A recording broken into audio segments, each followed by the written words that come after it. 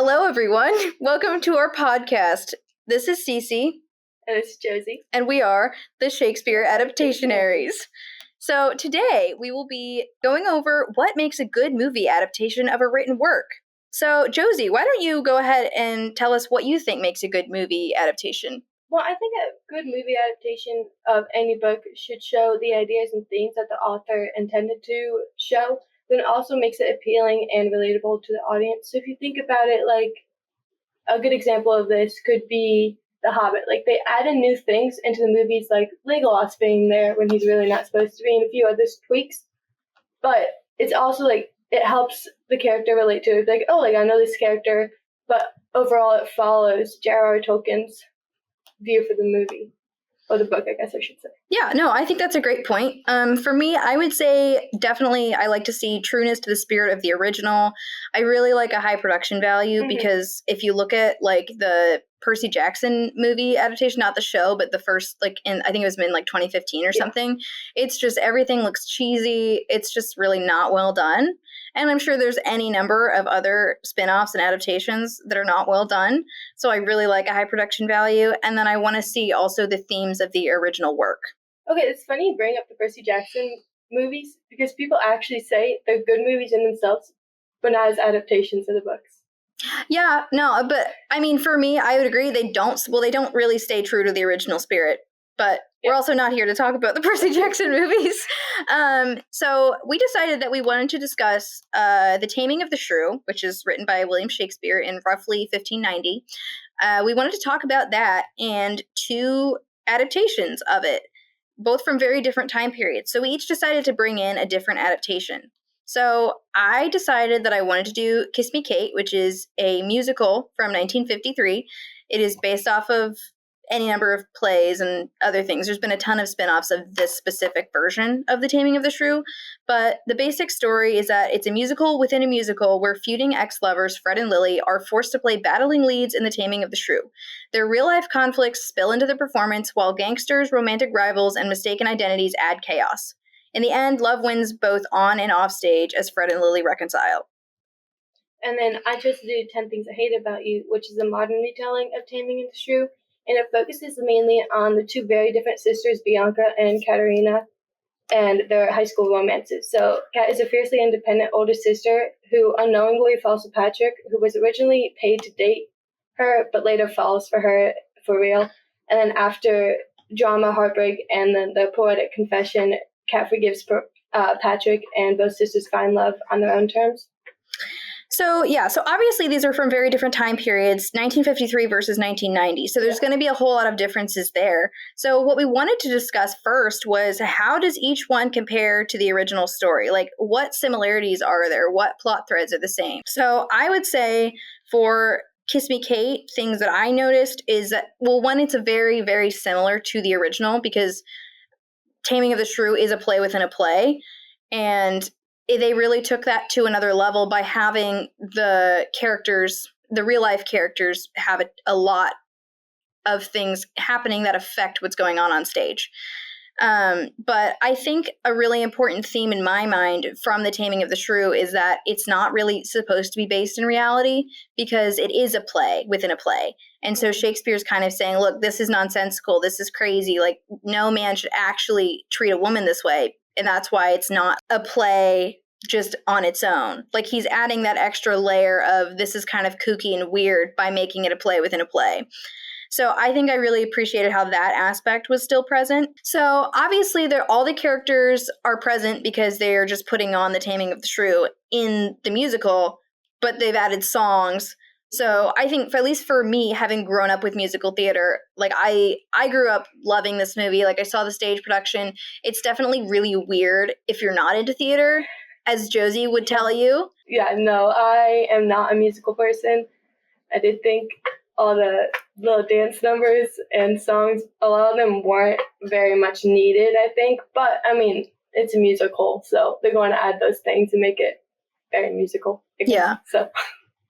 So I really like that Kiss Me Kate adds a really comical air to it, and it makes sure that we know we're not supposed to take it seriously, but it does follow the story exactly, and what's going on with the characters in real life adds to what's happening on stage, and it makes it more comedic, more rambunctious, I guess would be a great word for that. So what would you say? How would you respond to the same question? Yeah, so I think that the whole plot is very clear throughout the movie.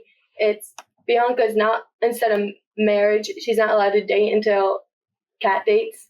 And so you have that, like, core of the Taming of the Shrew. It's just like people are trying to set Kat up with somebody so Bianca can be with somebody. And so you have all the deceit and everything from the character of Joey and also Cameron paying Patrick to date Katerina. So that is still clear. And then the characters all share related names or the same names with the characters, like Bianca is still Bianca, Katerina, and Catherine. Yeah, Catherine. Yeah, okay. Mm-hmm. And then you have Patrick for Petruchio. And like other characters are like tied in, and it's very clear who is playing who in the movie, with also the play. So that's very clear. And then the settings is like Padua is very prevalent. It's Padua High, and then so all the characters are the same, different names but same face of the characters. And then they also combine characters. So Joey is a combination of two of the other suitors. So really, Bianca only has Joey and Cameron going after her. And then you just have a lot of other connections with everything. You have like the Taming of the Shrew, which is Katerina, but it's not a play within a play. It's really just making it based in a high school. So I think that helps make it more relatable to kids these days. Like not just kids, but like everybody going through high school. Like you can see the drama coming out and you're like, oh, like I understand that. Yeah, no, I definitely could see that.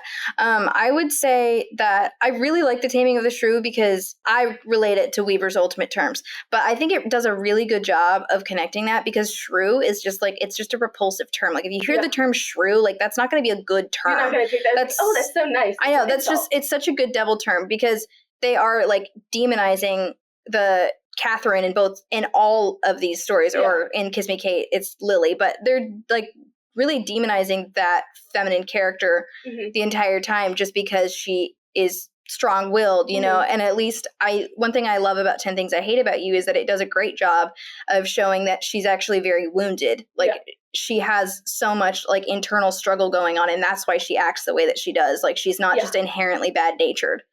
You know, I feel like 10 Things really helps explain the character to you, while in Taming of the Shrew, it's more just like, oh, this person's bad-tempered, she's just a shrew.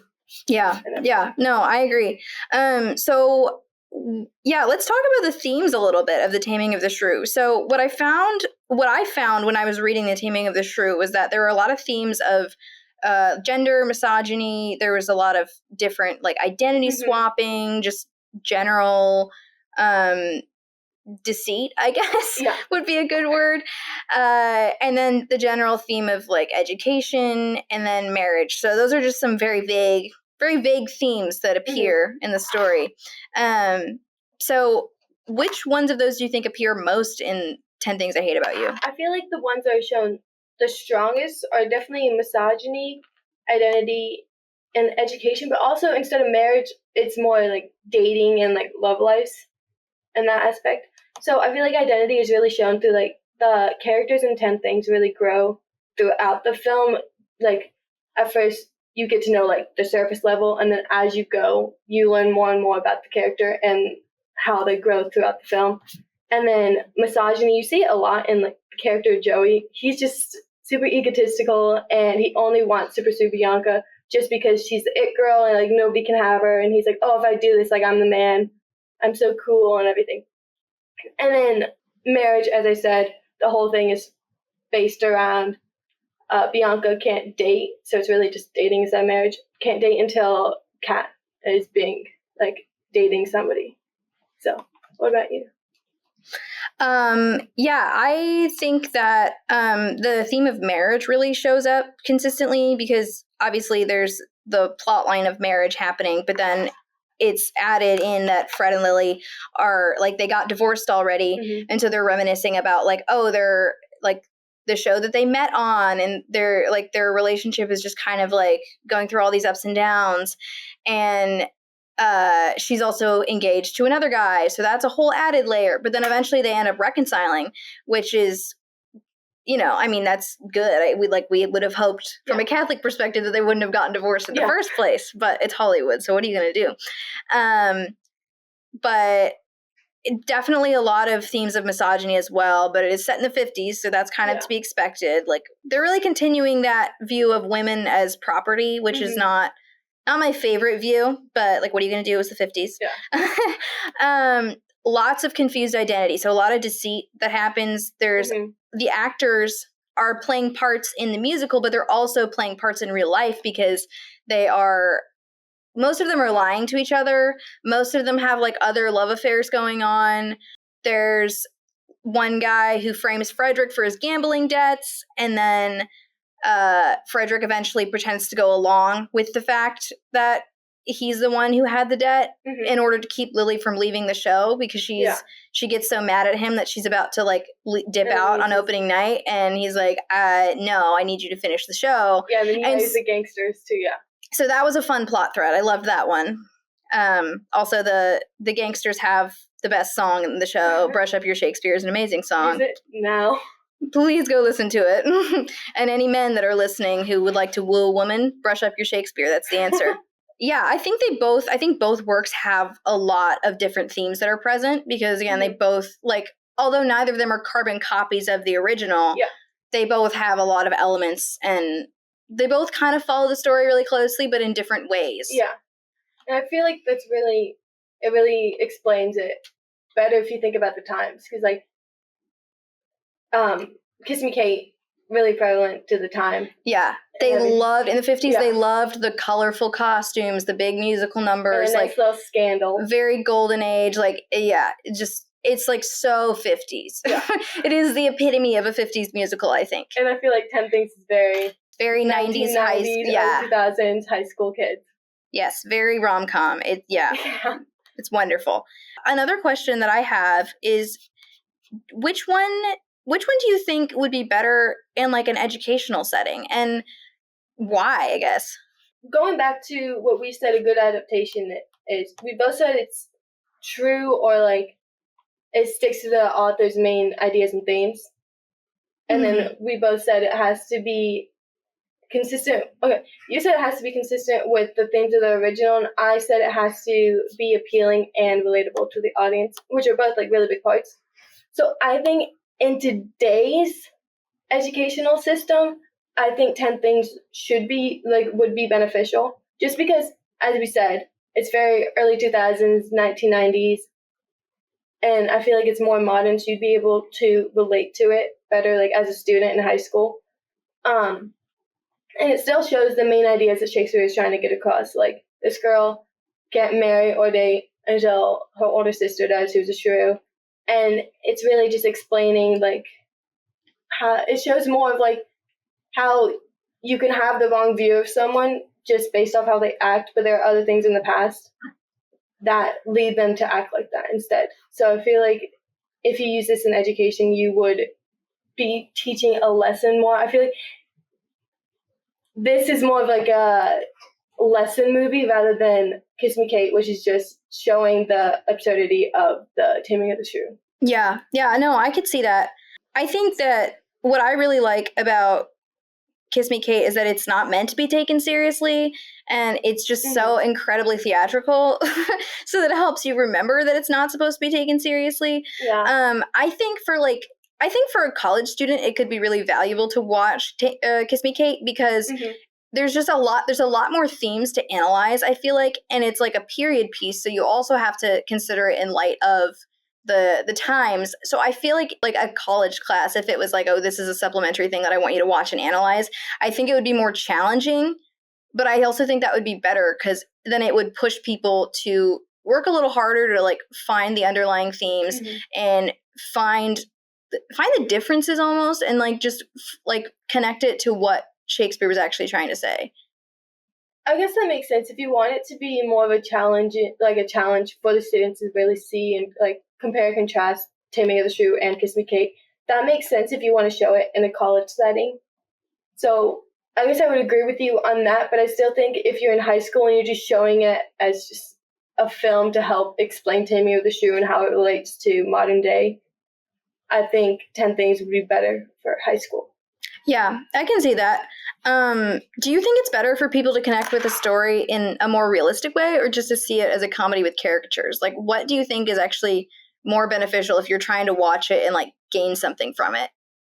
I think if you're trying to gain something through it, I feel like it's more important to be able to relate to it and see how it is shown in real life, rather than being like, oh, this is just a play, like this is all this chaos happening and it's supposed to be a comedy of the events. Yeah, I definitely would agree with you there. I think so. I don't know. I feel like I would agree with the fact that 10 Things I Hate About You is better for like a high school audience. Yeah. But I still think that Kiss Me Kate would be better for like an older audience who had to analyze it. No, I completely agree. I feel like that's right. Like if you're trying to actually analyze it and have the students really look into it, Kiss Me Kate, I feel like is the better choice. I also feel like in high school, it's a lot more likely that kids are not going to be as aware of what other people are going through. Because I feel like, according to Maria Montessori, it's like adolescence is like, again, you revert to toddlerhood, basically. So you become completely self-centered again. Yeah. So I feel like for that age group, it would be better to see the 10 Things I Hate About You, because then it really shows you what these people are going through and why they're acting the way they are, and it shows that they still deserve love despite the fact that they may be super standoffish or even rude. Yeah. But it's because they're hurting and not because that's just how they are. So I feel like college students usually have already figured that out, because they're out of that like really sensitive period of adolescence, and they are able to do a lot more introspection. And they probably also figured out that people just deserve love anyway. So I think if you want that message of like, these people are not just bad because they're drawn that way, definitely 10 Things is probably better for high schoolers. Yeah. So I think that about wraps up our podcast here. So I think we have agreed that 10 Things I Hate About You is the better adaptation for a high school audience, and Kiss Me Kate is the better adaptation for a college audience. So do you have any last words, Josie? No, I highly recommend both movies. I recommend 10 Things I Hate About You more, a little more if you're not into musicals, but if you do like musicals, Kiss Me Kate was pretty decent. Yeah, she did enjoy it. She doesn't like musicals, and she did enjoy parts of it. She liked the Shakespeare song.